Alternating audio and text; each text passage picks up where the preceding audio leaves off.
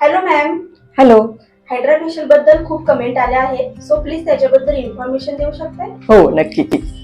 Hydra facial all skin type मध्ये आपण करू शकतो? हो, हायड्रा फेशियल आपण ऑल स्किन टाइप मध्ये करू शकतो.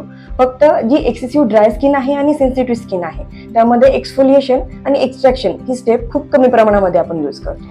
हायड्रा फेशियल कोण करू शकतं? हायड्रा फेशियल आपण डल स्किनमध्ये यांना व्हाईट हेड ब्लॅक हेडचा त्रास होतोय, अँटी एजिंग प्रोसिजर आहे आणि स्किन रेज्युनेशनसाठी आणि टॅनिंगसाठी आपण हायड्रा फेशियल करू शकतो. हायड्रा फेशियलचा चेहऱ्यावरती काय रिझल्ट दिसून येतो?